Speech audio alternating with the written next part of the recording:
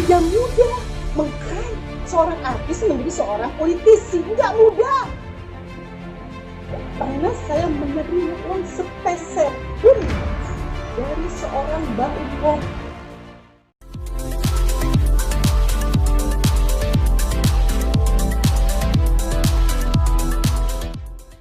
Jangan lupa ya di-subscribe dan nyalakan lonceng notifikasinya. Nah, jadi ada tayangan dan ada posting ya, berita. Nah, ini wah luar biasa ya, ketemu pengacara Hotma Sitompul, Baim Wong akan penjarakan sosok ini. Baca-baca siapa yang mau dipenjarakan? Saya aja nggak berani ngomong itu, memenjarakan.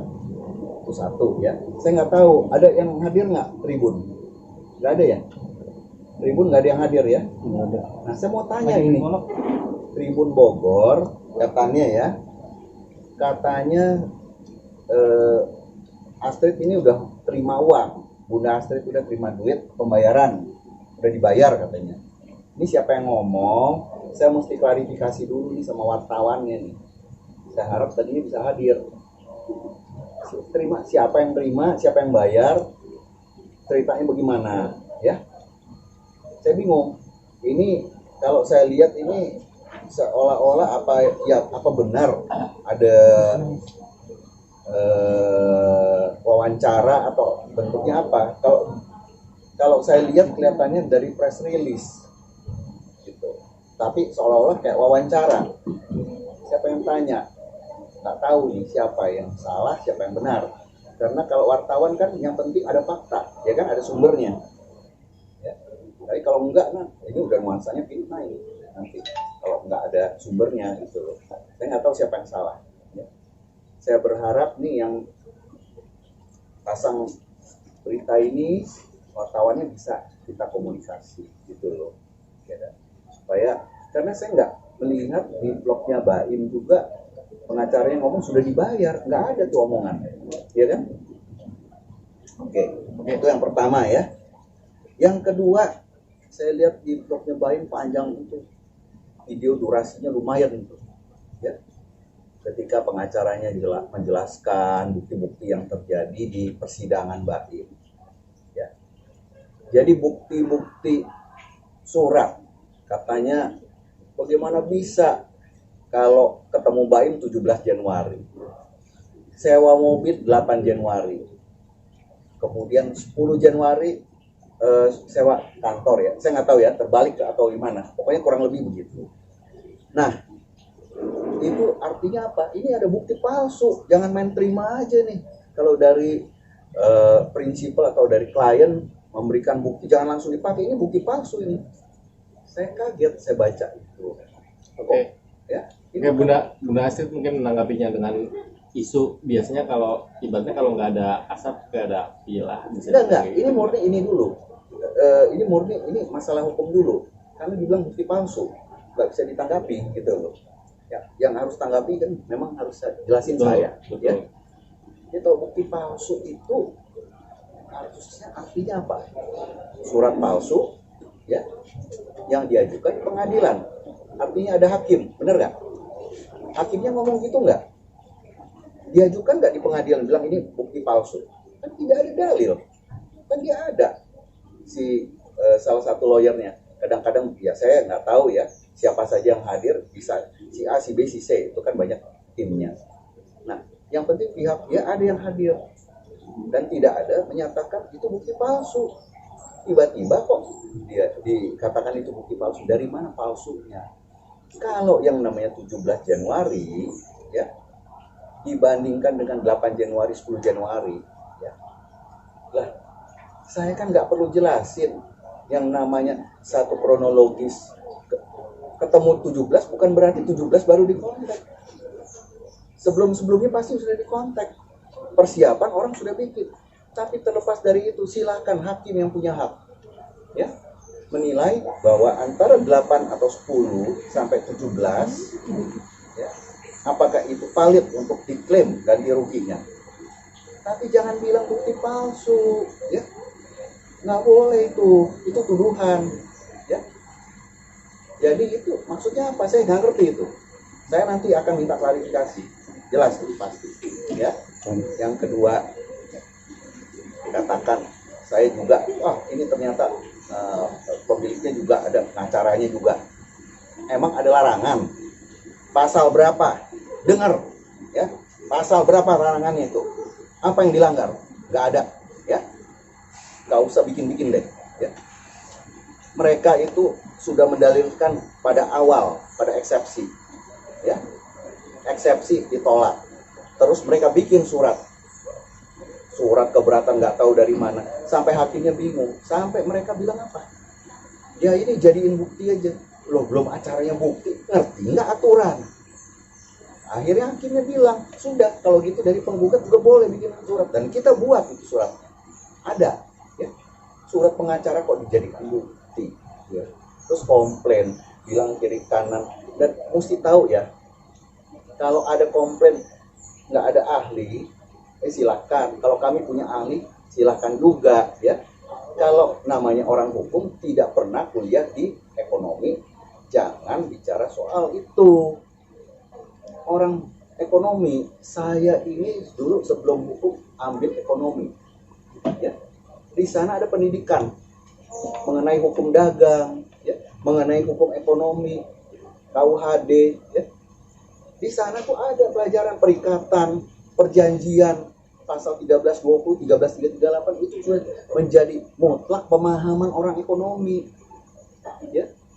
Nah, dia di persidangan komplain begini begitu, wah ini kan yang menjadi ahli itu bukan orang hukum, nggak perlu. Ini bisnis. Yang penting orang itu memperlihatkan. Jadi saya bilang, kalau memang hebat mau penyerahin. Saya tunggu, ya. Jangan main-main. Saya tunggu, ya. Bang, ini tujukan kepada siapa, Bang? Yang tadi yang pembuat berita. Pembuat berita atau siapapun, ya. Kalau memang ini tulisannya benar dari Baim, saya tujukan ke Baim. Saya mau tanya, kalau ini fitnah wartawannya, ya. Dan kalau Hotma suruh laporin pengacara, baik, saya tunggu, ya. Siapa yang mau dilaporin? Saya tunggu. Nggak ada masalah, ya. Tapi saya juga bisa menuntut balik, ya. Ingat itu, pelanggaran kode etik juga ada, ya. Ada seperti itu ya, tentang itu nanti kalau Bukan. ada di Tulisannya, bukan, katanya disampaikan Bunda Astrid, Baim udah bayar kata tulisan ini. Kita nggak tahu siapa itu. Tulisan, Kepadanya hilang, gitu loh. Ya, ini fitnah atau apa kita nggak tahu. Yang fitnah siapa? Kalau tulisan di sini saya nggak tahu. Ya. Oke. Apakah itu murni benar dari sumber berita terpercaya, ada sumbernya, atau dari wartawan? Kita tidak mau bikin tuduhan. Kita belum klarifikasi. Tapi saya perlu tegaskan, demi Allah, demi Rasulullah, sepeser pun saya, Astrid, tidak pernah menerima uang sepeser pun dari seorang Mbak Imun. Kalau mau dia memberi saat dimediasi, ya. Saya tegaskan sekali lagi, demi kedua orang tua saya yang sudah meninggal, ya. Tidak pernah saya menerima uang sepeser pun dari seorang Mbak Imun atau siapapun utusan dari Mbak Imun, lawyer atau timnya. Tidak pernah. Lelah saya hampir 2 tahun gugatan ini berjalan, tim lawyer kami bekerja siang malam, dan belum lagi sumpahan-sumpahan netizen yang mimpain saya matilah, inilah, itulah, rakus lah, makan uang lah. Saya ini perempuan pekerja, ya. Perempuan pekerja single parent mencari uang untuk anak saya. Capek saya. Saat itu saya dibantu sama Talita dalam kondisi lagi hamil besar. Saya tidak sedang berdrama ya. Saya tidak sedang berdrama di sini. Sekali lagi, demi Allah, demi Rasulullah, saya tidak terima kalau ada tudingan mengatakan saya menerima uang. Saya benar-benar saya bilang sama Mas bikin klarifikasi. Ini menyangkut nama baik IDCC dan lawyer saya. Selama ini diam. Ketika di ruang perdamaian, di ruang mediasi, saya masih bisa dalam keadaan di ruangan tersebut saya menangis, saya keluar nangis, oke kita damai, tapi apa gitu, jangan ada intrik lah, jangan ada bikin sebuah polemik, kasihan dong, ini saya perempuan loh, sekali lagi saya perempuan pekerja. Pemerintah saja, Bapak Jokowi saja sangat konsen sama yang namanya perempuan pekerja. Ingat, perempuan pekerja all out siang malam. Dipakai otak saya kerja pakai otak. Tidak mudah mengklaim seorang artis menjadi seorang politisi, nggak mudah. Jangan ada intrik-intrik. Bunda sendiri udah mencoba mengklarifikasi ke Mbak Im sendiri nggak sih? Nggak dengan perlu. blognya itu? Saya kira nggak perlu. Nggak perlu. Nanti kita tanya dulu wartawannya ini, ya. Wartawannya kita tanya. Nanti kita akan ke Dewan Pers. Memang juga. harus.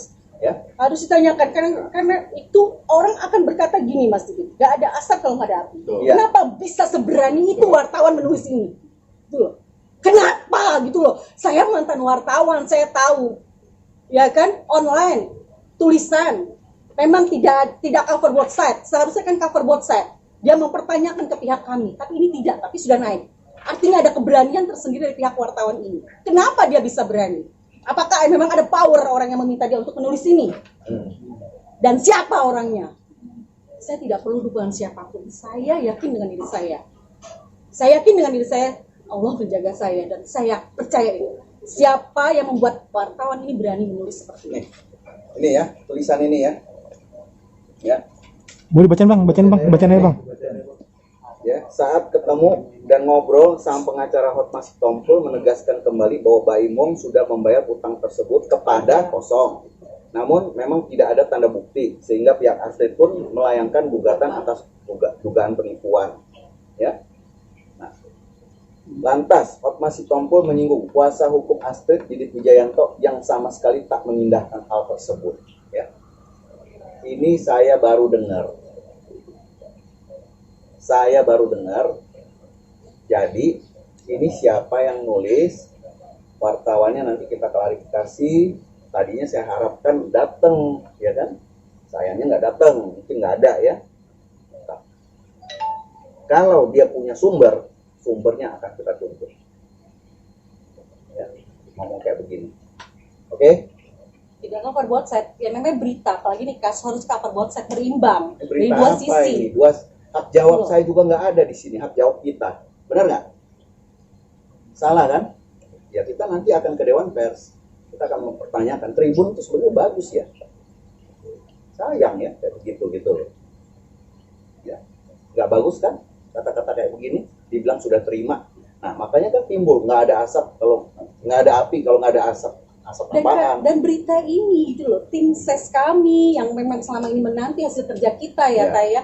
Udah terima ya, udah dari kemarin saya selalu dituduh sudah terima.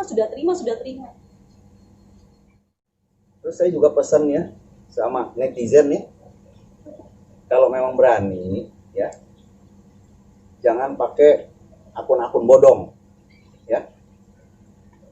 Kali ini nanti kita cari ya, kita laporkan ke cyber. Kalau tulis yang nggak benar ya, ada ujaran-ujaran yang tidak benar ya, kita akan cari nanti ya, nggak main-main kali. Jangan lupa ya di subscribe dan nyalakan lonceng notifikasinya.